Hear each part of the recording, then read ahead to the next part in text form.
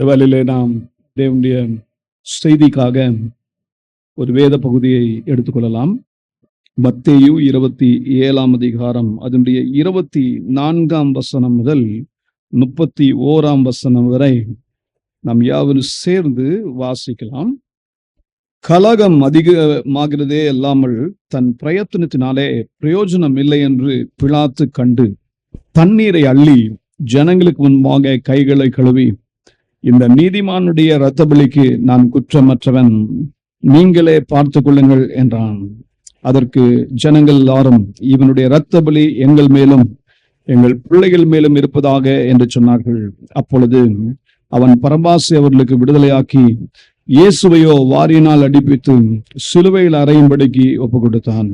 அப்பொழுது தேசாதிபதியின் போர் சேவகர் இயேசுவை தேசாதிபதியின் அரண்மனையிலே கொண்டு போய் போர் சேவகரின் கூட்டம் முழுவதையும் அவரிடத்தில் கூடிவரச் செய்து அவர் வஸ்திரங்களை கலற்றி சிவப்பான மேலங்கி அவருக்கு உடுத்தி முள்ளுகளால் ஒரு முடியை பின்னி அவர் சிரசின் மேல் வைத்து அவர் வலது கையில் ஒரு கோலை கொடுத்து அவர் முன்பாக முழங்காற்படியிட்டு, யூதருடைய ராஜாவே வாழ்க என்று அவரை பரியாசம் பண்ணி அவர் மேல் துப்பி அந்த கோலை எடுத்து அவரை சிரசில் அடித்தார்கள். அவரை பரியாசம் பண்ணின பின்பு அவருக்கு உடுத்தின மேலங்கியை கலற்றி அவருடைய வஸ்திரங்களை அவருக்கு உடுத்தி அவரை சிலுவையில் அறையும்படி கொண்டு போனார்கள். கர்த்ததாமே இந்த வேத பகுதியை நமக்கு ஆசீர்வதிப்பாராக. ஜெபிப்போம். அன்பின் பரலோக தந்தையே, இந்த நல்ல வேலைக்காக நன்றி. உங்களுடைய வசனத்தை நாங்கள் தியானிக்கும் போது கர்த்ததாமே எங்களுடைய ஆவிக்குரிய கண்களை திறந்தருளும்படியாய் ஜெபிக்கிறோம். எங்களோடு நீர் பேசுவீராக. உங்களுடைய வசனம் வல்லமை உள்ளது, அது ஜீவன் உள்ளது, அது ஆத்மாவை உயிர்ப்பிக்க கூடியதப்பா. உங்களுடைய வார்த்தை மூலமாக எங்களோடு நீர் பேசும். எங்களுடைய உள்ளான மனிதனை பலப்படுத்துவீராக. கிறிஸ்து இயேசுவின் அன்பை இன்னும் தியானிக்க கிருபை செய்வீராக. நீர் எங்களுக்காக சாபமானீர். எங்களை சாபத்திலிருந்து விடுதலையாக்கும்படியாய் நீர் முட்கிரீடம் சூட்டப்பட்டீர் ஐயா. அதுக்காக நன்றி செலுத்துகிறோம். உம்முடைய அன்பிற்காக நன்றி, உம்முடைய தியாகத்திற்காக நன்றி, நீர் எங்களுக்காக கொடுத்த விலைக்கிரயத்துக்காக நன்றி. இன்றைக்கு எங்களை ஸ்வீகார புத்திரராய் அங்கீகரித்து உம்முடைய சுதந்திரத்திலே ஒரு பங்கு கொடுத்தீரே, ஸ்தோத்திரம். இந்த வேலையில எங்களை தாழ்த்தி அர்ப்பணிக்கிறோம். நீர்தாமே எங்கள் ஒவ்வொருத்தரோடும் தனிப்பட்ட விதமாய் பேசும்படியாய் ஜெபிக்கிறேன். நீர் அப்படியே செய்வீரதுக்காக நன்றி, ஆசீர்வதிப்பீரதுக்காக நன்றி. இயேசுவின் நாமத்தில் இந்த ஜெபத்தை ஏறெடுக்கிறோம் நல்ல பிதாவே, ஆமென், ஆமென். கர்த்தருடைய பரிசுத்த நாமத்திற்கு மகிமை உண்டாவதாக. இந்த வேளையிலும் நாம் இந்த வேத பகுதியை வாசித்தோம். இந்த வேத பகுதி ஆண்டவராகிய இயேசு கிறிஸ்து எவ்வனமாய் சிலுவையில அறையப்படுவதற்கு முன்பாகவே பிலாத்துவின் அரண்மனையிலே அவர் அவமானப்படுத்தப்பட்டார், அவர் வேதனைகளை சகித்தார், பாடுகளை சகித்தார் என்பதை நமக்கு வெளிப்படுத்துகிறதா இருக்கிறது, நமக்கு சுட்டி காட்டுகிறதா இருக்கிறது. இந்த நாள் உலகம் முழுவதும் கிறிஸ்தவர்கள் ஆண்டுடைய சிலுவை பாடுகளை தியானிக்கிற ஒரு நாளாய் இருக்கிறது. நாமும் தேவனுடைய சிலுவை பாடுகளை தியானிப்பதற்காக தான் கூடி வந்திருக்கிறோம். இயேசு மாத்திரம் நமக்காக சிலுவையில் அறையப்படவில்லை என்றால் இன்றைக்கு நாம் இவனமாய் தேவனுடைய பிள்ளையாக மாறி தேவனுடைய சபையில கூடி வந்திருக்கவே முடியாது. ஆகவே நாம் ஆண்டவராகிய இயேசு கிறிஸ்துவுக்கு உள்ளத்தின் ஆழத்திலிருந்து நன்றி சொல்ல வேண்டும். அவருடைய அன்பிற்காக நாம் நன்றி சொல்ல வேண்டும். நமக்காக அவர் பட்ட அவமானங்கள், நமக்காக அவர் பட்ட நிந்தைகள், இதெல்லாம் எண்ணி பார்த்து ஆண்டவருக்கு நன்றி பலிகளை ஏறெடுக்கும். என் பாவத்திற்காக, என்னுடைய அக்கிரமத்திற்காக இயேசு பாவ நிவாரண பலியாக, குற்ற நிவாரண பலியாக சிலுவையில தொங்கினார். தம்முடைய ஒரு செட்டு ரத்தம் கூட வைக்காம எல்லா இரத்தத்தையும் முற்றிலுமாய் சிலுவையில சிந்தினார். நமக்கு அந்த ஒரு பெரிய விளக்கிரயத்தை கொடுத்தார். அவருடைய அன்பை எண்ணி பாருங்க. அதற்காக தேவனுக்கு நன்றி சொல்லுங்க. உலக சரித்திரத்திலேயே இந்த நாள் ஒரு வித்தியாசமான, ஒரு மிகவும் ஆச்சரியகரமான ஒரு நாளாக இருக்கிறது. ஏனெனில் குற்றமற்றவர் குற்றவாளியை போல சிலுவையிலே தொங்கினார். குற்றமற்றவர் என்பதை அந்த நாளிலே இருந்த ரோம சாம்ராஜ்யம் ஒத்துக்கொண்டது. பிலாத்து தேசாதிபதியாக அரியணையில இருந்தார். அவர் சொன்னார், இவர் ஒரு நீதிமான், இயேசு ஒரு நீதிமான். அவரிடத்தில் அவரை விசாரணைக்கு அழைத்து வந்தார்கள். அவருக்கு விரோதமாய் தண்டனை கொடுக்கும்படியாய் பிலாத்துவை வற்புறுத்தினார்கள். அந்த நாட்களில் இருந்த பிரதான ஆசிரியர்களும் மூப்பர்களும் வேதப்பாரர்களும் ஜனங்களும் யூத ஜனங்களும் அந்தோணமாய்தான் அவரை கொண்டு வந்து நிறுத்தினார்கள். ஒரு குற்றவாளியை போல பிலாத்துக்கு முன்பாக வந்து நிற்பாட்டினார்கள். ஆனால் பிலாத்து விசாரித்த போது ஒரு சத்தியத்தை கண்டுகொண்டான். இயேசு குற்றவாளி அல்ல, அவர் ஒரு நீதிமான். அவர் ஒரு நீதிமான். அவனுடைய அறிக்கையை நாம் மார்க் 15ஆம் அதிகாரம் 9ஆம் வசனம் 14ஆம் வசனத்துல எல்லாம் வாசிக்கிறோம். அதெல்லாம் நீங்க வாசித்து பாத்தீங்கன்னா, பிலாத்து இயேசுவை ஒரு நீதிமான் என்று அறிக்கை இடுகிறான். அது மாத்திரமல்ல, இந்த இரத்த பலிக்கு நான் குற்றமற்றவன் என்று சொல்லுகிறான். ஆகவே எல்லாருக்கும் முன்பாக தண்ணீர் எடுத்து கையை கழுவுகிறான். ஒரு விசித்திர காரியம் என்னன்னா, குற்றமற்றவன் என்று தீர்த்த பிறகு, இவற்றை நான் ஒரு குற்றமும் காணவில்லை என்று தீர்த்த பிறகு அவரை சிலுவையில் அறையும்படியா ஒப்பு கொடுக்கிறான். இது மனித ஞானத்துக்கு உட்பட்டது அல்ல. அதனால்தான் சிலுவையின் உபதேசம் கெட்டு போகிறவர்களுக்கு பைத்தியமாயிருக்கிறது, ரட்சிக்கப்படுகிற நமக்கோ தேவ பலனாயிருக்கிறது. தேவ பிள்ளைகளே, நமக்கு தெரியும் ஏன் இயேசு இந்தனமாய் தன்னை அர்ப்பணித்தார். அவர் நினைச்சிருந்தா விடுதலை ஆகியிருக்கலாம், ஆனா விடுதலை ஆகல. இயேசுவின் சிலுவை பாடுகளை தியானிக்கும் பொழுது நம்ம கண்களுக்கு முன்பாக சில முக்கியமான காரியம் வரணும். இயேசுவ இப்போ பிடிப்பதற்கு முன்பாக அவர் கெத்சமனே தோட்டத்தில் ஜெபம் பண்ணி கொண்டிருக்கிறார். அந்த காட்சியை சற்று பாருங்க. அப்போ நீங்க இயேசுவின் அந்த சிலுவை பாடல ஒரு முக்கியமான ஒரு காரியத்தை பார்ப்பீங்க. அது என்ன? பாத்திரம். இயேசு பிதாவுடைய சமூகத்திலே கண்ணீர் விட்டு ஜெபிக்கிறார். இந்த பாத்திரம் என்னை விட்டு நீங்க கூடுமானால் நீங்கும்படி செய்யும். ஆயினும் என் சித்தம் அல்ல, உம்முடைய சித்தத்தின்படியே ஆக கடவுது என்று சொல்லி மிகுந்த சத்தத்தோடு வேதனையோடு கூக்குரலோடு ஜெபித்தார். அவருடைய ஜெபத்தின் வேளையிலே அந்த ஜெபிக்கும் பொழுது அவருடைய வேர்வை துளிகள் இரத்தத்தின் பெருந்துளிகளாய் பூமியிலே விழுந்தது. அது இயேசு பானம் பண்ணின பாத்திரம். அந்த பாத்திரத்திலே என்ன இருந்தது?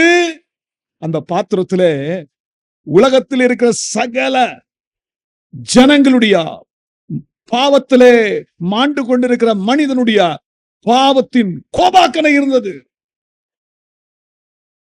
முற்காலம், இக்காலம், வரப்போகிற காலத்தினுடைய மனிதனுடைய பாவத்தின் தண்டனை, அதனாலே பிதாவின் கோபாக்கனை அதிலே இருந்தது.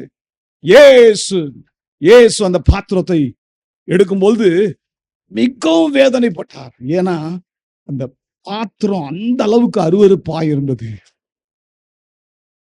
இயேசு நமக்காக கெத்சமனே தோட்டத்திலே அருவருப்பான நம்முடைய பாவங்களை, மோசமான பாவங்களை, பிதாவை கோபப்படுத்துகிற அந்த அருவருப்பான பாவங்களை இயேசு மனப்பூர்வமாய் ஏற்றுக்கொண்டார்.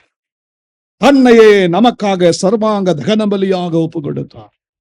கெத்சமனே தோட்டத்திலே இருந்து ஆண்டவர் தம்மை சர்வாங்க தகன பலியாக ஒப்பு கொடுத்ததை பார்க்கிறோம். ஆகவேதான் பவுல் எழுதினார், நாம் அவருக்குள் தேவனுடைய நீதியை பெறும்படிக்கு பாவமறியாத இயேசுவை பிதாவாகிய தேவன் நமக்காக பாவம் ஆக்கினார். நன்றாக கவனிங்கள். ஒரு பாத்திரத்தை பார்க்கிறோம். இந்த பாத்திரம் சாதாரண பாத்திரம் அல்ல, கோரமான அருவருப்பு நிறைந்த வேதனையான பாத்திரம். அந்த பாத்திரத்தை இயேசு உட்கொண்டார். யாருக்காகனா? நமக்காக. கெத்செமனே தோட்டத்திலே அவர் ஜெபிக்கும் பொழுது அவரை வந்து பிடிக்கிறார்கள். அவரை குற்றவாளியை போல பிடித்து அவரை அன்னா என்ற பிரதான ஆசாரிய அரண்மனைக்கு அழைத்து செல்கிறார்கள். அங்கிருந்து காய்பா உடைய அரண்மனைக்கு அழைத்து செல்கிறார்கள். ஆலோசனை சங்கத்தாருக்கு முன்பாக நிறுத்தப்படுகிறார், விசாரிக்கப்படுகிறார். அவர் மேல் பொய்யான குற்றம்லாம் சாட்டினார்கள், சாட்சிகளை நிறுத்தினார்கள்.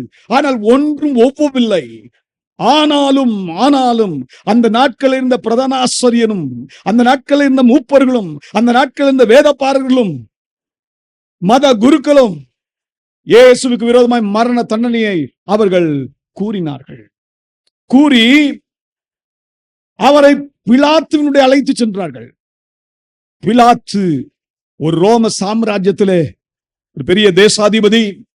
அந்த தேசாதிபதியுடைய அரண்மனையிலே அவரை அழைத்து வருகிறார்கள்.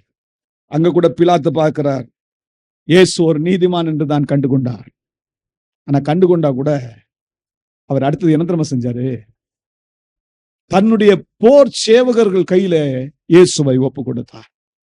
அந்த போர் சேவகர்கள் செய்த அட்டூழியத்தை தான் நாம் இப்பொழுது பார்த்தோம். அவர்கள் இயேசுவை தேசாதிபதியின் அரண்மனையிலே அழைத்து வந்து அவரை நிந்தித்தார்கள், பாடுபடுத்தினார்கள். அவர் மேல் ஒரு முக்கியமான காரியத்தை வச்சாங்க. என்னது? முட்கிரீடம் வைத்தார்கள். கெத்செமனே தோட்டத்திலே இயேசு நமக்காக அந்த பாத்திரத்தை பானம் பண்ணினார். பிலாத்துவின் அரண்மனையிலே இயேசு நமக்காக முட்கிரீடத்தை அணிந்தார். மனப்பூர்வமாய் அந்த முட்கிரீடத்தை ஏற்றுக்கொண்டார். இதற்கு பிறகு நீங்க பாப்பீங்க, அந்த தேசாதிபதியின் அரண்மனையிலிருந்து அவர் கொல்கதா என்ற அந்த இடத்துக்கு அழைத்து செல்லப்படுகிறார். அங்கே இன்னொரு முக்கியமான காரியத்தை பார்க்கிறோம். அந்த கொல்கதா மேட்டில தான் ஆண்டவராகிய இயேசு கிறிஸ்து சிலுவையிலே அறையப்படுகிறார். இரு திருடர்கள் மத்தியில அவர் அறையப்படுகிறார்.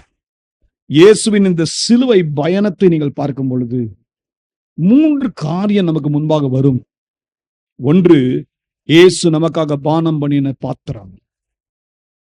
இயேசு நமக்காக ஏற்றுக்கொண்ட முட்கிரீடம். மூன்றாவது, நமக்காக இயேசு அறையப்பட்ட சிலுவை. ஆகவே நம்ம எப்பொழுதுமே இந்த 3 காரியத்தை நினைத்து ஆண்டவருக்கு நன்றி சொல்லணும். ஆண்டவரே, நீர் எனக்காக அந்த பாத்திரத்தை நீர் பானம் பண்ணினதால்தான் இன்றைக்கு நான் உம்முடைய பந்தியிலே கலந்து கொள்ளும்படியான பாக்கியம் எனக்கு உண்டு. அந்த முட்கிரீடம் எனக்காக சூட்டப்பட்டபடியினாலே இன்றைக்கு நான் சாபத்தின் பிடியிலிருந்து விடுதலையாகி ஆசீர்வாதத்தின் சந்ததியாய் மாறி இருக்கிறேன். ஆகவே தேவனுக்கு நன்றி சொல்லலாம். அந்த சிலுவை பாடுகளை, சிலுவையில் அவர் தொங்கப்பட்டாரே, அந்த சிலுவையை நினைத்து நீங்களும் நானும் தேவனுக்கு நன்றி சொல்லி என்ன சொல்லலாம்னா, ஆண்டவரே, எனக்காக நீர் பாவ நிவாரண பலியாக, குற்ற நிவாரண பலியாக நீர் எனக்காக மரித்ததினாலே இனி நான் ஆதாமுக்கு பிள்ளையாயிராமல் கிறிஸ்துவுக்குள் தேவ புதல்வனாயிருக்கிறேன்.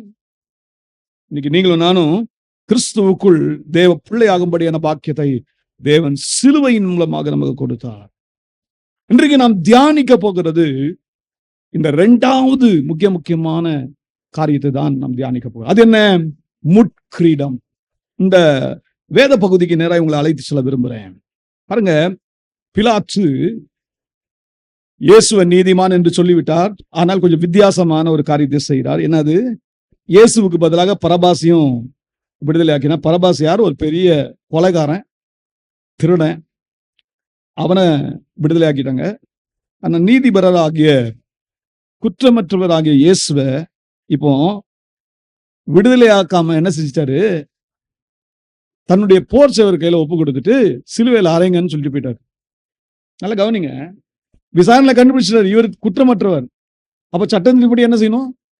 அவரை சிலுவையில் அறையக்கூடாது. ஆனா அந்த விசாரணைக்கு பிறகு அவர் கொடுத்த தீர்ப்பு ஒரு தவறான தீர்ப்பு.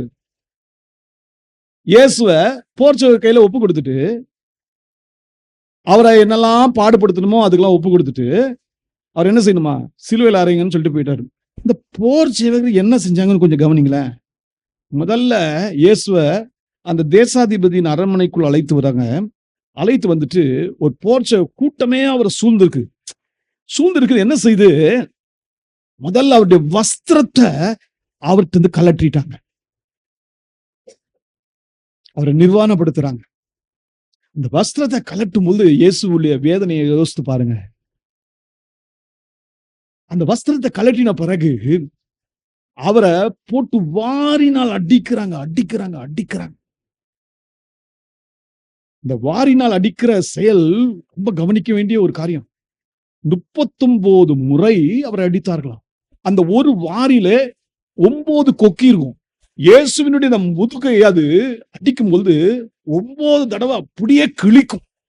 அதனால்தான் சங்கீதக்காரன் எழுதும்போது சொல்றாரு, அப்படியே இந்த ஏர் உழும்பொழுது எப்படி இருக்கும் பாத்தீங்களா, அந்த மாதிரி இயேசுவின் முதுகை அவர்கள் அந்த அளவுக்கு சதையா பிச்சு எடுத்துட்டாங்க. சர்வாங்க தகன பலினா என்னன்னு தெரியுமா? சர்வாங்க தகன பலி பழுதற்றதா இருக்கணும், பரிசுத்தமா இருக்கணும். அது மட்டும் இல்ல, அது பலியிட்ட உடனே அதனுடைய ஒவ்வொரு தோலும் உரிக்கப்படணும், சந்தாக துண்டாக துண்டிக்கப்படணும். இயேசு நமக்காக சர்வாங்க தகன பலியாக பிலாத்துவின் அரண்மனையே ஒப்பு கொடுத்துட்டார். யோசித்து பாருங்களேன், 39 தடவை அப்படின்னா 39 into 9 கணக்கு போட்டு பார்த்துக்கோங்க. அப்படியே சரீரம் எந்த அளவுக்கு புலந்திருக்கும்னு நினைச்சிருக்கேன். ரத்தம் எந்த அளவுக்கு ஓடிட்டு இருக்கும். திருப்பி என்ன திரும்ப செய்யறாங்க இந்த போர்ச்சு. அப்ப கூட இவங்களுக்கு இவர் இவ்வளவு வேதனைப்படுத்துறோமே என்ற ஒரு பரிதாபம் கூட இல்ல, கொஞ்சம் கூட சதையான இருதயம் இல்ல, கடினமான இருதயம். என்ன செய்தாங்க பாருங்க, அவங்க அடுத்த ஒரு காரியத்தை செய்யறாங்க.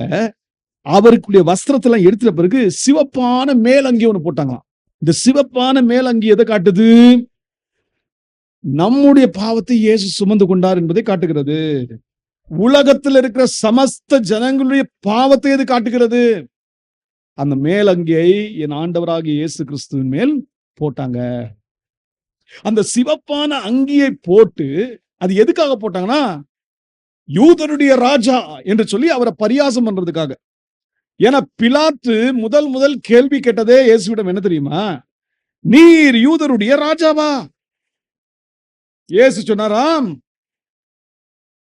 ஆம், நீர் சொன்னபடிதான்பா, நான் யூதருடைய ராஜா தான் என்று சொன்னார்.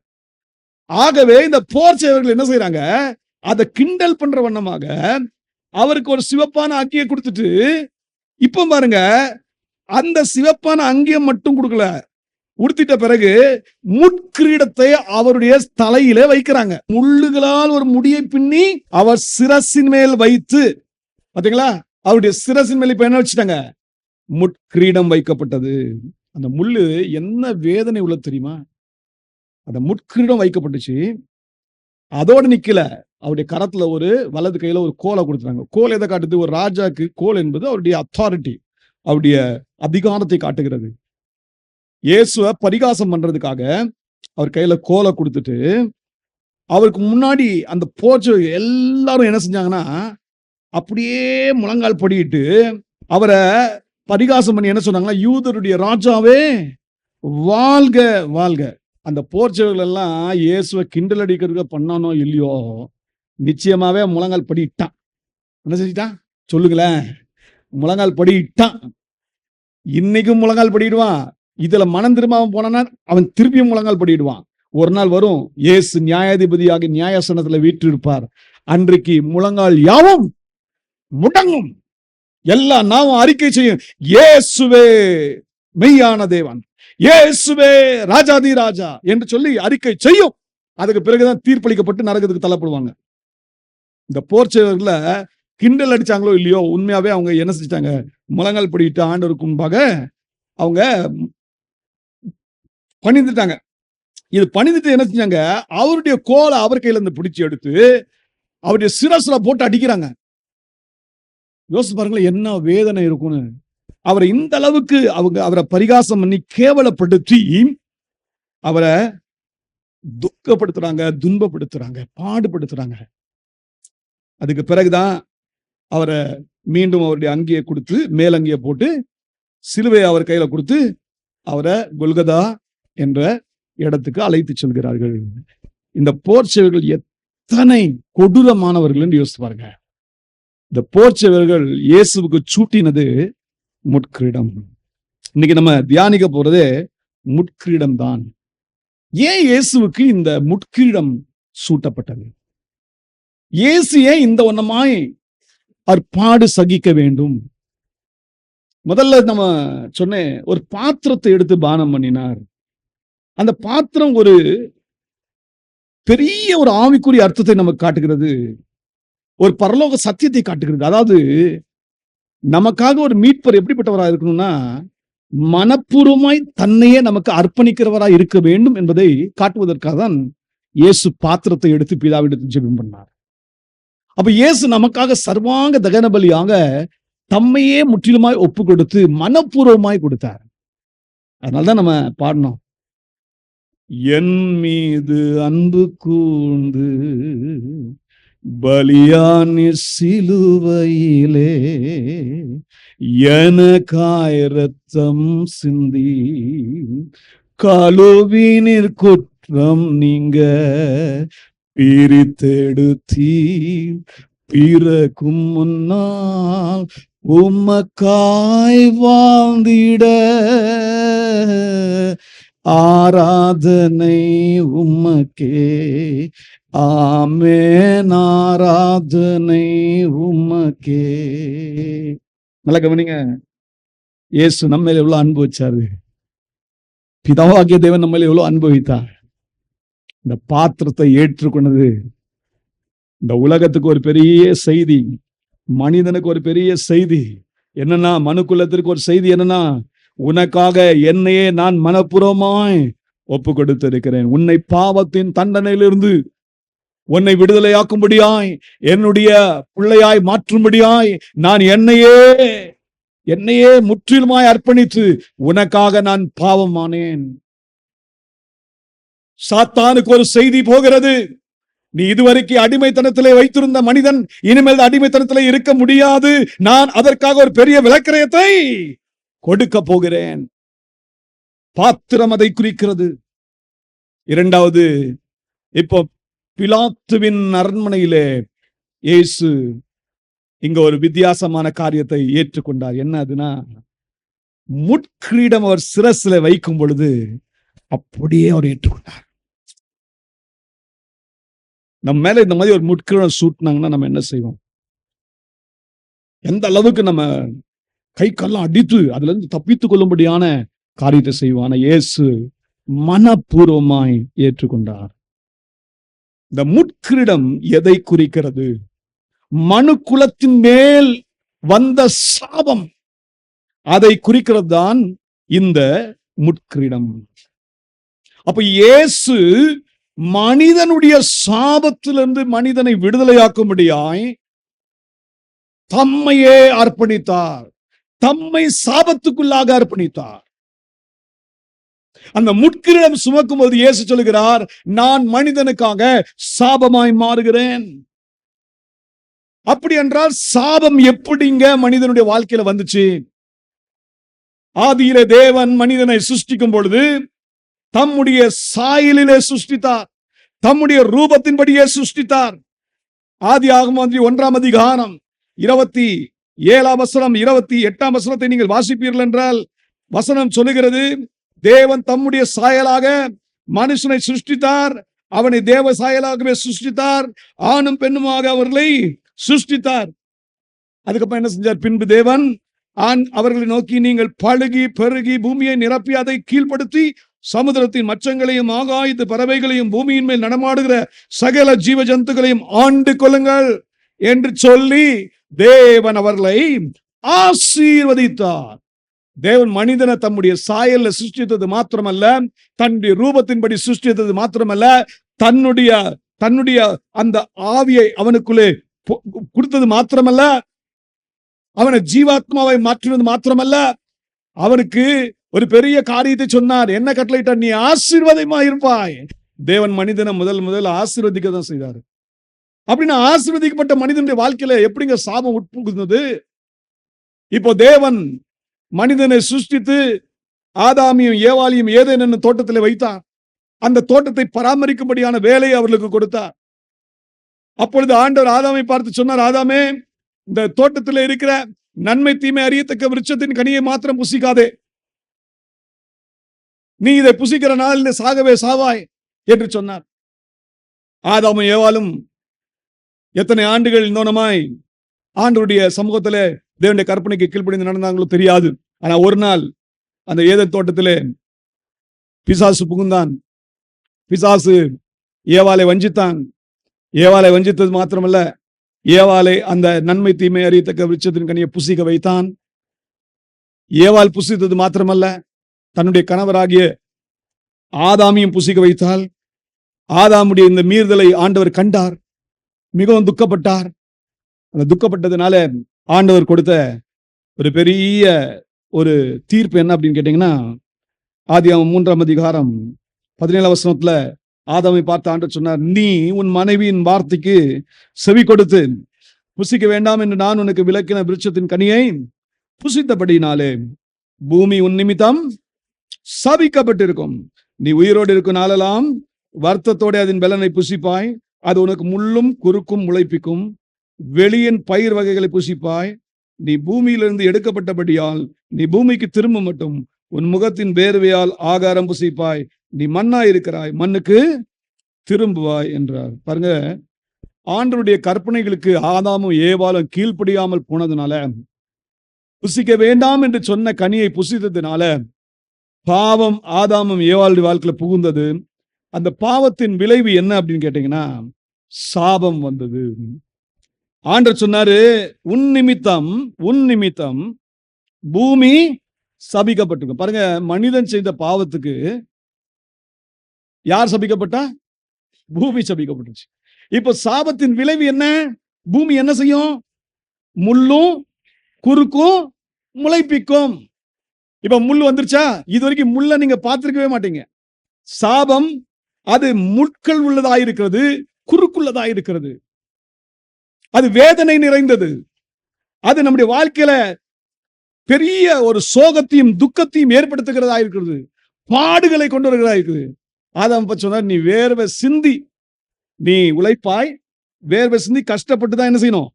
நீ சம்பாதிக்கணும், அதன் பலனை புசிக்கணும்னு சொன்னார். ஆனா இந்த சாபத்தினுடைய இன்னும் கொஞ்சம் எக்ஸ்ட்ரீம் லெவல்ஸ் காட்டுறேன், அடுத்த ஸ்டேஜ் காட்டுறேன். ஆதாம் இந்த பாவம் செஞ்சா ஆண்டவர் சொன்னாரு, ஆதாமே நீ பாவம் செய்ததுனால சாபத்துக்கு உட்பட்டாய், பூமி உன் நிமித்தம் சபிக்கப்பட்டுருச்சு, முள்ளு குறுக்கும் விளைக்குன்னு சொல்றேன்.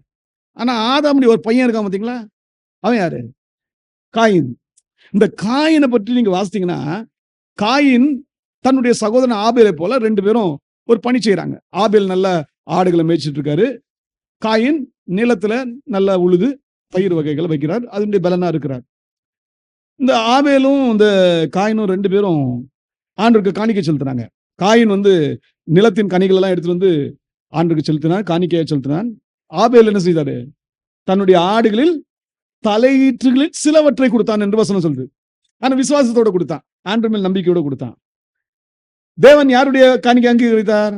ஆபேலுடைய காணிக்கை அங்கீகரித்தார். இந்த ஆபேலுடைய காணிக்கை அங்கீகரித்த உடனே காயினுக்கு ரொம்ப கோவம் வந்துருச்சு, எரிச்சல் வந்துருச்சு. இந்த எரிச்சல் வந்த உடனே ஆண்டவர் காயினை பார்த்து கேட்கிறாரு, காயினே, உனக்கு ஏன் எரிச்சல் உண்டாயிற்று? உன் முகநாடி ஏன் வேறுபட்டது? நீ நன்மை செய்தால் மேன்மை இல்லையோ? நீ நன்மை செய்யாதிருந்தால் பாவம் வாசப்படியில படுத்திருக்கும், அவன் ஆசை அவனை பற்றி இருக்கும், நீ அவனை ஆண்டு கொள்வாய் என்றார். ஆண்டு சொல்ற, ஏன்பா நீ எரிச்சல் படுற? நீ நன்மை செய்தால் உனக்கு மேன்மை இருக்குல்ல, இல்ல பாவம் வாசப்படியில் படுத்திருக்கும் சொன்னோன்னே உடனே என்ன செஞ்சிருக்கணும்? காயின் கீழ்ப்படிஞ்சு மனம் திரும்பி தேவ சமூகத்துல வந்திருக்கணும். ஆனா இவன் தேவனுடைய வார்த்தைய மீறான். நல்ல கவனிங்க, ஆதாம் பாவம் செஞ்சா தேவனுடைய வார்த்தையை மீறினா உண்மைதான். ஆனா அது ஒரு சூழ்நிலை நிமித்தம் மீறிட்டான். ஆனா காயினிடம் தேவன் தனிப்பட்ட விதத்தில் பேசினார். இவன் தனிப்பட்ட விதத்துல பேசின பிறகு கூட இவன் ஆண்டுடைய வார்த்தையை துணிகரமாக மீறினான். அது அறியாமையில மீறினா, இது துணிகரமா மீறினா. நல்லா கவனிங்க. துணிகரமா மீறினதுனால காயின் என்ன செஞ்சான்? தன்னுடைய சகோதரனாகிய ஆபேலை சகோதரன் என்று பாராமல் அவனை கொலை செய்தான். உலகத்திலே முதல் கொலையாளியா மாறினது காயின் தான். உடனே ஆபேலின் ரத்தம் ஆண்டவரை நோக்கி கதறுது, நன்மையானது பேசுது. காயினை மன்னிச்சிருங்க ஆண்டவரே, காயினை மன்னிச்சிருங்க ஆண்டவரே அப்படின்னு சொல்லுது. ஆனா ஆண்டவர் இப்போ காயின்ட்ட வர்றார். காயினே, காயினே, உன் சகோதரன் எங்க? ஆபேல் எங்கப்பா? அதுக்கு அவன் சொல்றான், எனக்கு தெரியாத, சாகடிச்சிட்டு படுக்க சொல்றான். எவ்வளவு பொய் சொல்றான் பாருங்க. நான் அறியேன், என் சகோதரனுக்கு நான் காவலாளி. அதுல வேற திமிரா பேசுறான் வேற. நான் என்ன வாட்ச்மேனா? நல்லா கவனிங்க. அறியாமையில செய்த மீறுதல் ஆதாம். அதனால ஆதாமின் நிமித்தம் எது சபிக்கப்பட்டுச்சு? பூமி சபிக்கப்பட்டுச்சு. ஆனா காயின் துணிகரமாய் தேவன் சொன்ன பிறகு கூட, மீண்டும் மீண்டும் தேவன் சொன்ன பிறகு கூட அதை மீறினா உடனே என்ன நடந்தது கவனிங்க. ஆண்டவர் காயினை பார்த்து சொன்ன வார்த்தையை நல்லா கவனிக்கணும். 11ஆம் வசனம். இப்பொழுது உன் சகோதரனுடைய ரத்தத்தை உன் கையிலே வாங்கி கொள்ள தன் வாயை திறந்த இந்த பூமியிலே நீ சபிக்கப்பட்டிருப்பாய். ஆதாமுக்கு இப்படி சொல்லவே இல்லை. ஆதாம் பார்த்து சொன்னாரு, உன் நிமித்தம் பூமி சபிக்கப்பட்டிருக்கும். ஆனா இப்ப ஆண்டவர் சொல்றாரு, காயினே நீ சபிக்கப்பட்டிருப்பாய். அடுத்து சொல்றாரு, நீ நிலத்தை பயிரிடும் போது அது தன் பலனை இனி உனக்கு கொடாது. ஆதாமுக்கு என்ன சொன்னாரு? நீ வேர்வை சிந்தி நிலத்துல நீ என்ன செய்வ? பயிர் வைப்ப, உனக்கு பலன் கிடைக்கும் சொன்னாரு. இங்க காயின்ட்டு சொல்றாரு, நீ நிலத்தை பயிரிடும்போது அது தன் பலனை இனி உனக்கு கொடாது. நீ பூமியில் நிலையற்று அலைகிறவனாய் இருப்பாய். இது காயினுடைய வாழ்க்கையில சோகமான முடிவுங்க. கடைசியில இந்த காயின் ஜலப்பிரளயத்துல மூச்சு முடங்கி சாகிறத நம்ம பார்க்கிறோம். அவனுடைய வம்சமே அழிந்தது. சாபத்துடைய மோசமான முடிவை கவனிங்க. நிலையற்றதா மாற்றிடும். அப்ப இன்றைக்கு சாபம் எதினாலே மனுஷனுக்கு வருதுன்னு அப்படி கேட்டீங்கன்னா, முதல் காரியத்தை உங்களுக்கு சொன்னேன். தேவனுடைய கற்பனைகளை மீறி நடக்கும்போது பாவம் வரும். நீங்க உபாகமம் அதனுடைய 11ஆம் அதிகாரம் 26ஆம் வசனம், 27ஆம் வசனம், 28ஆம் வசனம், உபாகமம் 28ஆம் அதிகாரம் 15ஆம் வசனம், 16ஆம் வசனத்துல வாசித்து பாருங்க. இதுல ஆண்டவர் சொல்றாரு, கர்த்தருடைய வார்த்தையை கவனமாக செவி கொடுக்காமல் அதை கடைபிடிக்காமல் போனால் என்ன வருங்க? சாபம் வரும். நீதிமொழிகள் 3ஆம் அதிகாரம் 33ஆம் வசனத்திலையும் வாசித்து பாருங்க. துன்மார்க்குடைய வீட்டில் என்ன இருக்குமா? சாபம் இருக்கும். துன்மார்க்கன் யார்? கர்த்தருடைய கற்பனைகளை பெற்றுக்கொண்டு, கர்த்தருடைய வசனத்தை பெற்றுக்கொண்டு அதை மீறுகிறவன், அதற்கு கீழ்ப்படியாதவன், அவன் தான் துன்மார்க்கன். அப்ப துன்மார்க்குடைய வீட்டில் என்ன இருக்கும்? சாபம் இருக்கும். இரண்டாவது, கர்த்தருடைய பார்வையில அருவருப்பான கிரியைகளை யாரெல்லாம் செய்யறாங்களோ அவர்களுடைய வாழ்க்கையில சாபம் நிச்சயமாய் வரும். எரேமியா அதனுடைய 44ஆம் அதிகாரம் 21ஆம் வசனம், 22ஆம் வசனத்தை வாசித்தீங்கன்னா, யூதா ஜனங்கள் சபிக்கப்பட்டார்கள், இஸ்ரவேல் ஜனங்கள் சபிக்கப்பட்டார்கள். காரணம் என்ன? அவர்கள் கர்த்தருக்கு விரோதமான அருவருப்பான காரியத்தை செய்தார்கள். கர்த்தருக்கு விரோதமான அருவருப்பான காரியம் எது? உபாகமம் 7ஆம் அதிகாரம் 25ஆம் வசனம், 26ஆம் வசனத்தை வாசித்து பாருங்க. அதே போல கொலோசியர் 3ஆம் அதிகாரம் 3-5ஆம் வசனத்தை வாசித்தீங்கன்னா, அங்கே அருவருப்பான கிரியைகளை குறித்து பேசப்படுகிறது. பொருளாசை, விபச்சாரம், வேசித்தனம், இந்தவனமான காரியங்கள் எல்லாம் கர்த்தருக்கு அருவருப்பான ஒன்று. விக்கிரக ஆராதனை, இதெல்லாம் கர்த்தருக்கு அருவருப்பான செயல். ஆகவே இந்த அருவருப்பான செயல்கள் நம் வீட்டில இருக்கும் என்றால் நிச்சயமாகவே நம் வீட்டில ஆசீர்வாதம் இருக்க முடியாது. நம்முடைய வீட்டில மாத்திரமல்ல, நம்முடைய ஜீவியத்திலும் ஆசீர்வாதம் இருக்க முடியாது.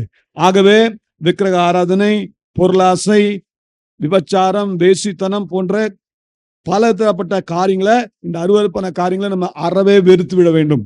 ஆகவே அது சாபத்தை கொண்டு வரும் என்று வேதம் சொல்லுகிறது. இன்னொன்னு காரியம், தேவனுக்கு நாம காணிக்கை செலுத்தும் போது அந்த காணிக்கையில நம்ம நல்லவைகளை எல்லாம் கொஞ்சம் வீட்டுல நமக்குன்னு வச்சுட்டு வேஸ்டான ஒண்ணுமே இல்லாத பொருளை போய் கொடுத்தோம்னா அது நமக்கு சாபத்தை கொண்டு வந்துடும். அப்ப நம்முடைய காணிக்கைகள் எல்லாம் தேவனுக்கு செலுத்தும் போது மனப்பூர்வமாக, உற்சாகமாக, நல்ல உத்தமமான காணிக்கைகளை நாம் செலுத்த வேண்டும். மல்கியாவுடைய 1:14 மல்கியாவுடைய 2:2 அதே போல மல்கியா 3:8 9 10 வாசித்து பாருங்க.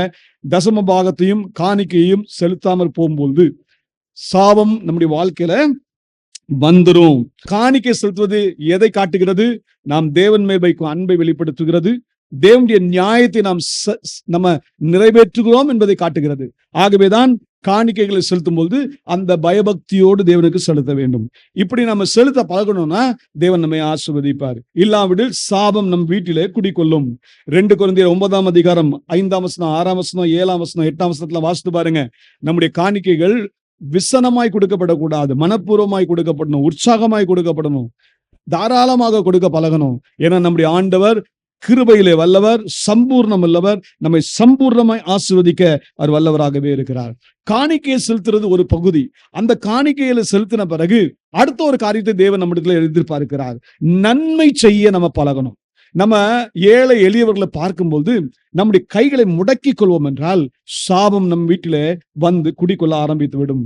நீதிமொழிகள் 28:27 வாசித்து பாருங்கள்.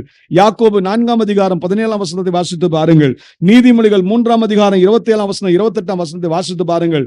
நன்மை செய்ய நமக்கு தெரிந்திருந்தும் நாம் நன்மை செய்யாமல் போவோம் என்றால், ஒரு தரித்திரனை பார்க்கும் பொழுது, ஒரு ஏழை எளியவர்களை பார்க்கும் பொழுது அவர்களுக்கு நாம் உதவிகள் செய்யாமல் கண்மூடி நாம் போவோம் என்றால் நிச்சயமாக நம் வீட்டிலே சாபம் வரும், ஆசீர்வாதம் வருவதற்கு வாய்ப்பே இல்லை.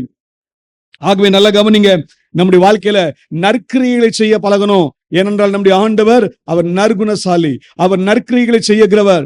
ஆகவே அவர் தீயோருக்கும் நல்லோருக்கும் சமமாய் ஆசீர்வாதத்தை கொடுக்கிறவர். அப்படிப்பட்ட பிதாவாகிய தேவனை நாம் ஆராதித்துக் கொண்டிருக்கிறோம். அவரை போல நாம் மாற வேண்டும். ஆகவே நற்கிரியைகளை செய்ய பழகுவோம். நற்கிரியைகள் செய்யாமல் இருப்பது சாபத்தை நம்முடைய வாழ்க்கையில கொண்டு வருகிறதாய் காணப்படுகிறது. அதே போல இன்னும் ஒரு காரியத்தை சொல்லுகிறேன். நல்ல உல்லாசமா வாழணும், ஒரு நாள் நல்ல சந்தோஷமா வாழணும். இப்படிதான் இன்றைக்கு உலகத்துல இருக்க ஜனங்கள்லாம் வாழ்ந்து கொண்டிருக்கிறார்கள். இப்படிப்பட்ட குணமுடையவர்களாய் இருப்பீர்கள் என்றால் சாபம் நிச்சயமாக நம்மை ஆட்கொண்டே இருக்கும். ஒரு நாள் வாழ்க்கை போதும், நல்ல உல்லாசமா வாழ்வோம் அப்படின்னு நினைச்சிடக்கூடாது.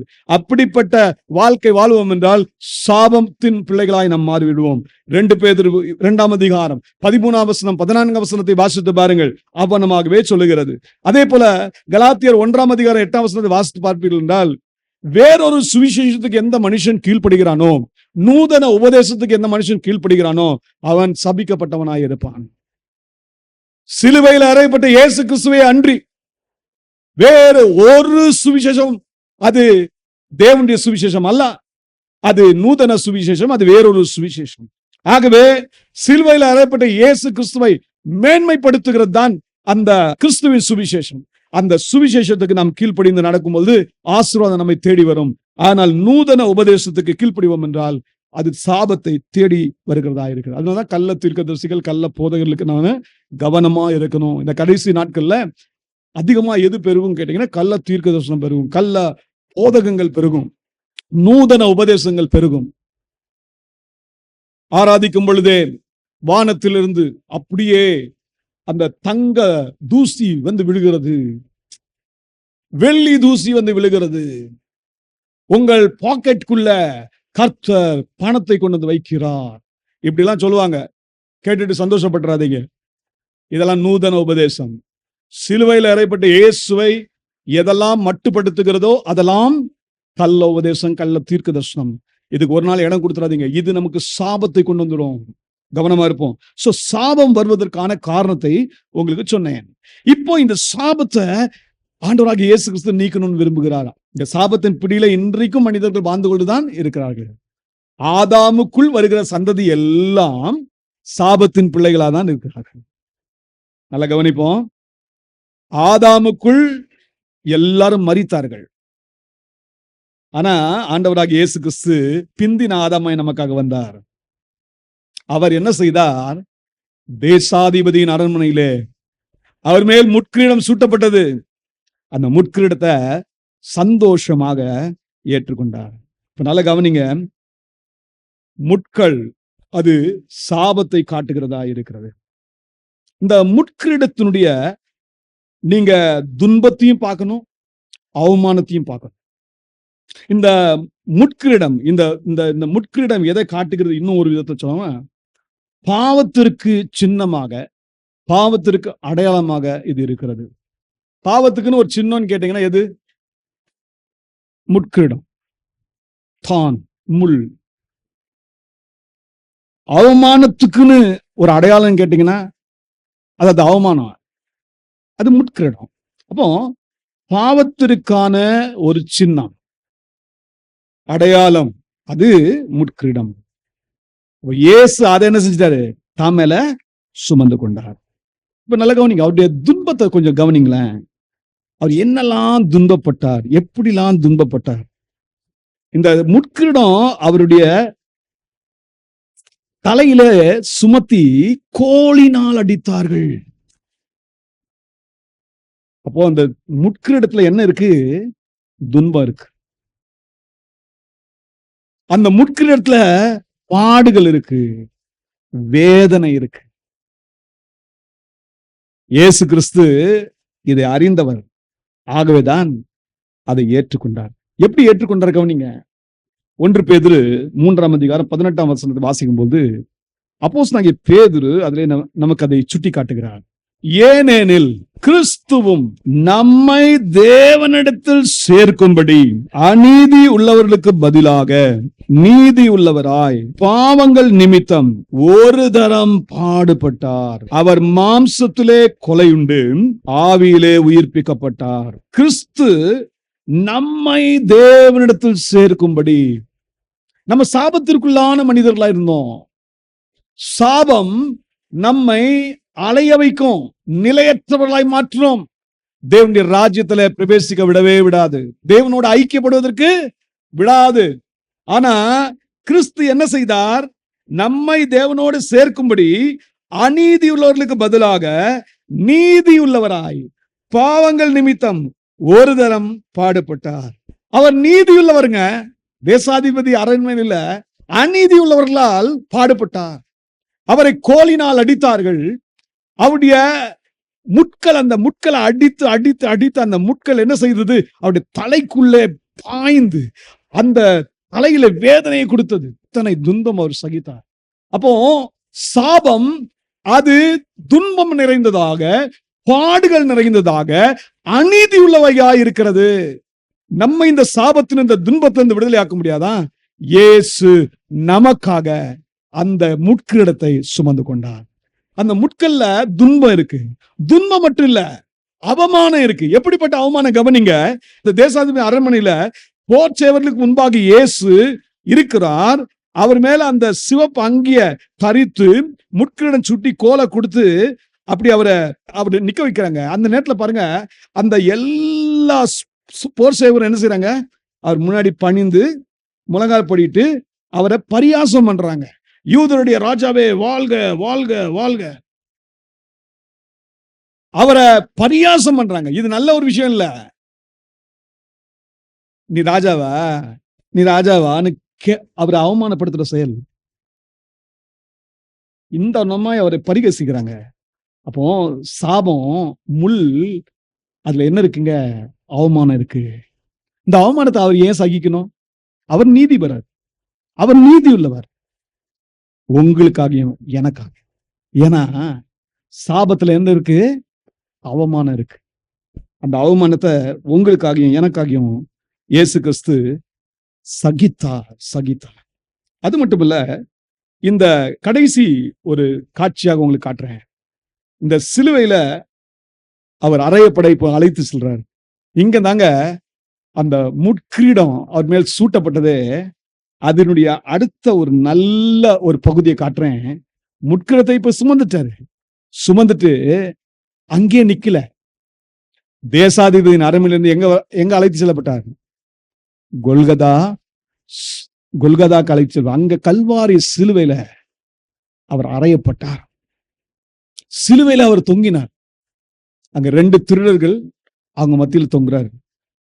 நல்லா கவனிச்சு பாருங்க. தேசாதிபதி அரண்மனையோடு அவர் பாட சகிக்கிறது நிப்பாட்டி இருந்து பாருன்னா நமக்கு என்ன இல்ல? விமர்சனம் இல்ல. இன்னைக்கு நமக்கு சாபத்திலிருந்து ஒரு விடுதலை இருக்கிறது. சாபத்தின் அந்த துன்பத்திலிருந்து, பாடுகளிலிருந்து விடுதலை இருக்கிறது. சாபத்தின் அவமானத்திலிருந்து நமக்கு விடுதலை இருக்கிறது. அதுக்கு இயேசு என்ன செய்தார் என்ற கவனிக்க போறோம்.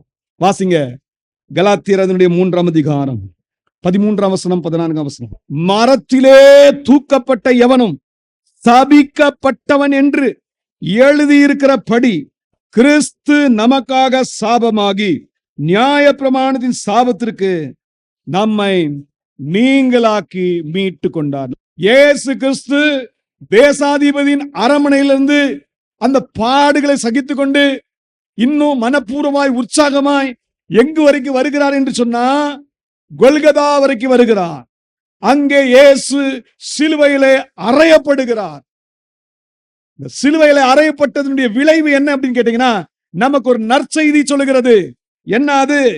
கிறிஸ்து நமக்காக சாபமானார். எப்படி? மரத்திலே தூக்கப்பட்டதினாலே. மரத்திலே தூக்கப்பட்ட எவனும் சபிக்கப்பட்டவன் என்ற வார்த்தையின்படியே இயேசு கல்வாரி சிலுவையிலே அந்த மரத்திலே தூக்கப்பட்டார். அவர் அறையப்பட்டார். அந்த அறையப்பட்டதுனால இயேசு நமக்காக சாபமாகி நம்மை சாபத்திற்கு நம்ம என்ன செஞ்சாரு? நீங்களாக்கி மீட்டு கொண்டார். அவருடைய ரத்தம் நமக்காக சிந்தப்பட்டது. ஒரு விலைக்கிரயம் செலுத்தப்பட்டது. அதனால்தான் நம்ம வாசிக்கிறோம் கொலோசியர்ல அப்போஸ்தலனாகிய பவுல் எழுதும்போது சொல்றாரு, கொலோசியர் 2ஆம் அதிகாரம் 13ஆம் வசனம் இதிலிருந்து வாசிப்போம் பாருங்க. உங்கள் பாவங்களினாலேயும் உங்கள் மாம்ச விருத்த சேதனம் இல்லாமையினாலேயும் மரித்தவர்களாய் இருந்த உங்களையும் அவரோட கூட உயிர்ப்பித்து அக்கிரமங்கள் எல்லாவற்றையும் உங்களுக்கு மன்னித்து நமக்கு எதிரடையாகவும் கட்டளைகளால் நமக்கு விரோதமாகவும் இருந்த கையெழுத்தை குலைத்து அதை நடுவில் இராதபடிக்கு எடுத்து சிலுவையின் மேல் ஆணி அடித்து துரைத்தனங்களையும் அதிகாரங்களையும் உரிந்து கொண்டு வெளியரங்கமான கோலமாக்கி அவைகளின் மேல் சிலுவையிலே வெற்றி சிறந்தார். இயேசு முட்கிரம் சூட்டப்பட்டதுக்கு ஒரு ரகசியம் இருக்கு. என் சாபத்தை அவர் ஏற்றுக்கொண்டார். ஏற்றுக்கொண்டவர் கல்வாரி சிலுவையிலே எனக்காக தூக்கப்பட்ட போது, எனக்காக அவர் அறையப்பட்ட போது, அவருடைய கைகளில் ஆணிகள் கடாவட்ட போது எனக்கு விரோதமாக இருந்த கையெழுத்தை குலைத்து போட்டார். எனக்கு விரோதமாக இருந்த கட்டளைகளை எல்லாம் நீக்கிவிட்டார். அவர் என்னை சாபத்திலிருந்து விடுதலை ஆக்கினார். சாபத்திலிருந்து விடுதலை ஆக்கி எனக்கு ஒரு பெரிய ஜெயத்தை அவர் எடுத்துக்கொண்டார். சிலுவையிலே அவர் வெற்றி சிறந்தார். இப்ப சிலுவையில வெற்றி சிறந்துட்டார். ஆனா இன்றைக்கு நம்ம அந்த சாபத்திலிருந்து எப்படிங்க விடுதலை ஆக்க முடியும்? அவர் நமக்காக செய்து முடித்துட்டாரு. இரட்சிப்பின் கிரியை முடித்து விட்டார்.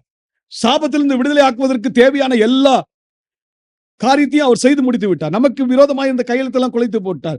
தண்டனை அவர் ஏற்றுக்கொண்டார். எல்லாம் ஓகே. ஆனா எனக்கு எப்படிங்க சாபத்திலிருந்து விடுதலை வரும்? அதுக்கு ஒரே ஒரு காரியத்தை தான் செய்யணும். அதான் நீங்க மீண்டும் கலாத்தியர்ல வந்துருங்க. கலாத்தியர் 3ஆம் அதிகாரம் 14ஆம் வசனம். ஆபிரகாமுக்கு உண்டான ஆசீர்வாதம் கிறிஸ்து இயேசுவினால் புறஜாதிகளுக்கு வரும்படியாகும் ஆவியை குறித்து சொல்லப்பட்ட வாக்குத்தத்தத்தை, இதுதான் நீங்க அண்டர்லைன் பண்ண வேண்டிய வார்த்தை, நாம் விசுவாசத்தினாலே பெரும்படியாகவும். இப்படி ஆயிட்டு இப்போ ஆண்டவர் நம்மை சாபத்திலிருந்து விடுதலை ஆக்கும்படியாய் தாமே சாபமாய் மாறினார். சிலுவையிலே அவர் நம்முடைய சாபத்தை சுமந்து கொண்டார். ஆனா நமக்கு ஆசீர்வாதம் வரணும். நாம் மீண்டும் ஆசீர்வதிக்கப்பட்ட பிள்ளைகளா மாறணும். சாபத்தின் பிடியில நம்ம விடுதலை ஆகணும் அப்படின்னு கேட்டா நம்ம என்ன செய்யணுமா? இயேசு கிறிஸ்துவின் மேல் விசுவாசம் வைக்க வேண்டும். விசுவாசத்தினாலதான் நீங்க ஆபிரகாமின் ஆசீர்வாதங்களை பெற்றுக்கொள்ள போகிறீர்கள். நான் மீண்டும் சொல்றேன், ஆபிரகாமின் ஆசீர்வாதங்கள் என்ன? இயேசு கிறிஸ்துவுக்குள் நமக்கு கிடைக்கிற சகல ஆவிக்குரிய ஆசீர்வாதங்கள். இது விசுவாசத்தினால்தான் கிடைக்கப்படுகிறது. அப்ப இன்றைக்கு நாம் விசுவாசிக்கணும். அப்ப விசுவாசிக்கணும்னா என்ன செய்யணும்? ரோமர் அதனுடைய 10ஆம் அதிகாரம் 9ஆம் வசனத்தை வாசிக்குமா? என்னவென்றால் கர்த்தராகிய இயேசுவை நீ உன் வாயினாலே அறிக்கையிட்டு தேவன் அவரை மரித்தோரிலிருந்து எழுப்பினார் என்று உன் இருதயத்திலே விசுவாசித்தால் ரட்சிக்கப்படுவாய். நல்லா கவனிங்க. நம்ம விடுதலை பெறணுமா சாபத்திலிருந்து? அப்போ முதலாவது நம்ம மனம் திரும்பணும். என் சாபம் வேதனை நிறைந்தது, அவமானம் நிறைந்தது என்று நம்ம முதலாவது தெரிந்து கொள்ள வேண்டும். இயேசு ஏதோ முட்கிரம் சூட்டப்பட்டார், வாரினால் அடிப்பிக்கப்பட்டார், அவரை போர்ச்சவர்கள் அவருக்கு விரோதமாய் பரியாசம் பண்ணினார்கள், தூஷித்தார்கள், துப்பினார்கள். அந்த வேதனையெல்லாம், அந்த காட்சியை பார்த்துட்டு நமக்கு முதலாவது புரிஞ்சுக்கணும், அந்த வேதனை, அந்த பாடுகள்லாம் இயேசு தனக்காக சகிக்கல, தனக்காக படல, நமக்காக பட்டார். எனக்காக இயேசு இந்த பாடுகளை சுமந்து கொண்டார். அப்போ சாபத்துக்கு நான் சாபத்துக்குள்ளா இருக்கிறேன். சாபத்துக்குள்ளா இருக்கிறதுனால இந்த சாபத்துல என்ன இருக்கு? துன்பம் இருக்கு, பாடு இருக்கு, வேதனை இருக்கு. இந்த சாபத்துல அவமானம் இருக்கு. இந்த அவமானம் சாபம் வந்ததுக்கு காரணம் என்ன? நான் தேவனுடைய கற்பனைக்கு விரோதமாய் நான் போனதுனால, நான் தேவனுக்கு எதிர்த்து நின்றபடியினால, நான் தேவனை பணிந்து கொள்ளாதபடியினால இந்த சாபம் எனக்கு வந்தது. அப்ப முதலாவது நான் மனம் திரும்பணும். எதுக்குன்னா, ஆண்டவரே, நான் உமக்கு விரோதமாய் பாவம் செய்தேன், நான் உமக்கு விரோதமாய் நான் காரியத்தை செய்தேன், மன்னித்தரலும், என் மீறுதல்களை மன்னித்தரலும், என் குற்றத்தை மன்னித்தரலும், என் பாவத்தை மன்னித்தரலும் சொல்லிட்டு சொல்லணும், இயேசுவே, நீங்க தான் என் இரட்சகர், நீங்க தான் என் ஆண்டவர், நீங்க தான் எனக்காக கல்வாரி சிலுவையில் மரித்தீங்க, உங்களுடைய ரத்தத்தினால்தான் எனக்கு விடுதலை உண்டு என்று நீங்களும் நானும் அறிக்கையிடணும். இந்த அறிக்கையிட்ட உடனே இயேசு மரித்தத்தோட நிக்கல, இயேசு கல்வாரி சிலுவையில் மரித்தத்தோட நிக்கல, நம்முடைய பாவத்தின் தண்டனை ஏத்துக்கிட்டாரு. ஏத்துக்கிட்ட பிறகு என்ன செய்தாரு? மரித்தார், அடக்கம் பண்ணப்பட்டார், மீண்டும் உயிரோட எழும்பினார். ஆகவே இன்றைக்கு இயேசு மரித்த இயேசு இல்ல, ஜீவனுள்ள இயேசு, உயிரோடு இருக்கிற இயேசு, நமக்காக பிதாவின் வலது பார்சத்திலே வீட்டு கொண்டு பரிந்து பேசுகிறவராய் இருக்கிறார். அப்படிப்பட்ட இயேசு நமக்கு இருக்கிறார். ஆகவே நம்முடைய இதயத்தில் என்ன செய்யணும்? விசுவாசிக்கணும். இயேசு எனக்காக மரித்தார், அடக்கம் பண்ணப்பட்டார், மீண்டும் உயிரோட எழுந்தார். அதை விசுவாசிக்கும் போது நம்ம என்ன செய்யப்படுவோம்? ரட்சிக்கப்படுவோம். அப்ப விடுதலை பெறுவோம். பாவத்திலிருந்து, சாபத்திலிருந்து விடுதலை பெறுவோம். விடுதலை பெறுவது மாத்திரமல்ல, நீதியுண்டாக இதயத்தில் விசுவாசிக்கப்படும், ரட்சிப்புண்டாக வாயினால அறிக்கை செய்யப்படும் சொல்லிட்டு சொல்றாரு, அவரை விசுவாசிக்கிறவன் எவனோ அவன் வெட்கப்படுவதில்லை என்று வேதம் சொல்லுங்க. இப்ப நல்லா கவனிங்க. இப்ப நீங்க சாபத்திலிருந்து விடுதலை பெற்ற உடனே முதல்ல காரியத்தை என்ன செய்யறாருன்னா, வெட்கத்தை நீக்குகிறார். நான் சொன்னேன், சாபத்தினுடைய விளைவுகள் என்ன? துன்பம், பாடு, அவமானம், வெட்கம். பாவத்தினுடைய உடன் விளைவு என்னதுதான்? வெட்கம், நிர்வாணம், வெட்கம். அப்போ தேவன் முதலாவது நம்மை வெட்கத்திலிருந்து விடுதலை தருகிறார். சாபத்திலிருந்து விடுதலையாக்கி நம்மள வெட்கத்திலிருந்து விடுதலை தருவார். வெட்கத்திலிருந்து விடுதலை தருவது மட்டும் இல்ல, அடுத்து சொல்றார், யூதன் என்றும் கிரேக்கன் என்றும் வித்தியாசமே இல்லை, எல்லாருக்கும் கர்த்தரானவர் தம்மை தொழுது கொள்கிற யாவருக்கும் ஐஸ்வர்ய சம்பனராய் இருக்கிறார். ஆதலால் கர்த்தருடைய நாமத்தை தொழுது கொள்கிற எவனும் ரட்சிக்கப்படுவான். நல்லா கவனிங்க. இரண்டாவது, நம்மள என்ன செய்யறாருன்னா, ஆண்டவர் நம்மை அவமானத்திலிருந்து விடுதலை ஆக்குனது மாத்திரமல்ல, அவரை நம்மை ஐஸ்வர்ய சம்பனரா மாத்துறார். அப்படின்னா என்ன அர்த்தம்? ஐஸ்வர்ய சம்பனரான அர்த்தம் என்ன? ஆண்டவர் யாரு? ஐஸ்வர்ய சம்பனர். அப்போ நாம் தேவனுக்கு பிள்ளைகளாக மாறுகிறோம். எபேசியர் 1ஆம் அதிகாரத்தை வாசித்து பாருங்க. பிதாவாகிய தேவன் நம்ம என்ன செய்யறாரா? கிறிஸ்துவோடு நம்ம எழுப்பி நம்ம உன்னதத்தில் இருக்கிற உயர் ஸ்தலங்களிலே உட்கார பண்ணுகிறார். அவருடைய ஸ்வீகார புத்திரராய் நம்மை மாற்றுகிறார். கிறிஸ்து இயேசுவுக்குள் உடன் சுதந்திரவாளியாய் மாற்றுகிறார். எத்தனை அற்புதம்! ஐஸ்வர்ய சம்பனராய் மாற்றுகிறார். அதாவது நான் தேவனுடைய பிள்ளை, நான் இயேசு கிறிஸ்துவுடன் உடன் சுதந்திரவாளி. ரைட்டா? இரண்டாவது ஒரு பெரிய சாபத்திலிருந்து விடுதலை கொடுத்த உடனே நம்மள ஆண்டவர் வெட்கத்திலிருந்து, அவமானத்திலிருந்து நீக்கி நம்மள முகத்தை பிரகாசிக்க பண்ணுகிறார். இரண்டாவது, நம்மை உயர் ஸ்தலத்தில் உட்கார பண்ணி ஐஸ்வர்ய சம்பனராய் மாற்றி தம்முடைய மகளாக மாற்றி தம்முடைய சுதந்திரவாளியாக நம்மை மாற்றுகிறார். மூன்றாவது மிக முக்கியமான காரியம், அதனுடைய 15ஆம் வசனத்தை கவனிங்க. அனுப்பப்படாவிட்டால் எப்படி பிரசங்கிப்பார்கள்? சமாதானத்தை கூறி நற்காரியங்களை சுவிசேஷம் அறிவிக்கிறவர்களுடைய பாதங்கள் எவ்வளவு அழகானவைகள் என்று எழுதி இருக்கிறதே. இங்க நீங்க கவனிக்கணும், நம்மள அடுத்தது என்னவா மாத்துறாரு? அவருடைய சுவிசேஷத்தை அறிவிக்கிற சுவிசேஷகராக மாத்துகிறார். அவருடைய ஸ்தானாபதியாய் நம்மை மாற்றுகிறார். இந்த உலகத்திலேயே நம்மள ஆசீர்வாதமா வைத்து மற்றவர்களை ஆசீர்வதிக்கும் கருவியாய் நம்மை மாற்றுகிறார். நல்லா கவனித்தீங்களா? முட்கிரீடம் நமக்கு கடைசியில சொல்லுகிற சுவிசேஷம் என்னன்னா, இயேசு முட்கிரீடத்தை உனக்காக அணிந்தது மாத்திரமல்ல, அதுக்கு பிறகு இயேசு சிலுவையிலே அறையப்பட்டவராய் உனக்காக தன்னுடைய இரத்தத்தை சிந்தி உன்னை சாபத்தின் அந்த பிடியிலிருந்து விடுதலையாக்கி விட்டார். ஹல்லேலூயா. இன்னைக்கு நாம் விசுவாசிப்போம் என்றால் ரட்சிக்கப்படுவோம். விசுவாசிப்போம் என்றால் இயேசுவின் இந்த தியாகத்தை, இயேசுவினுடைய ரட்சிப்பின் கிரியைகளை விசுவாசித்து அவரை நாம் ஏற்றுக்கொள்வோம் என்றால், நம்முடைய கர்த்தராக, நம்முடைய இரட்சகராக நம்முடைய இருதயத்தில் ஏற்றுக்கொள்வோம் என்றால், நாம் சாபத்தின் பிடியிலிருந்து விடுதலையாக்கப்படுவோம். அது மாத்திரமல்ல, தேவன் நம்மை பிரகாசிக்க பண்ணுவார், நம்மை உயர்த்துவார், நம்மை அவருடைய பிள்ளையாக, மகனாக, மகளாக அவர் எடுத்து நிறுத்தி நம்மை ஐஸ்வர்ய சம்பனராய் மாற்றுவார். அதோடு மட்டுமல்ல, இந்த உலகத்தில் கூட நாம் தேவனுடைய சுவிசேஷத்தை அறிவிக்கிற ஒரு கருவியாய் மாற்றி அவருடைய ஸ்தானாபதியாக நம்மை வைத்து, இதுவரைக்கும் சாபத்தின் பிடியில் இருந்தோம், இனி சாபத்தின் பிடியில் இல்ல, இனி ஆசீர்வாதத்தின் சந்ததியாய் மாறினபடினாலே, நாம் கிறிஸ்து இயேசுவுக்குள் ஆசீர்வாதத்தின் சந்ததியாய் இருக்கிறபடினாலே, நாம் இப்பொழுது நாமும் ஆசீர்வதிக்கப்படுகிறோம், மற்றவர்களையும் ஆசீர்வாதத்துக்கு நேராய் நடத்துகிறவர்களாய் இருக்கிறோம். இந்த பாக்கியத்தை தேவன் நமக்கு தருகிறவராய் இருக்கிறார். ஆகவே இந்த வேளையில நாம் இந்த முட்கிரீடத்துக்காக தேவனுக்கு நன்றி சொல்லுவோம். ஹல்லேலூயா.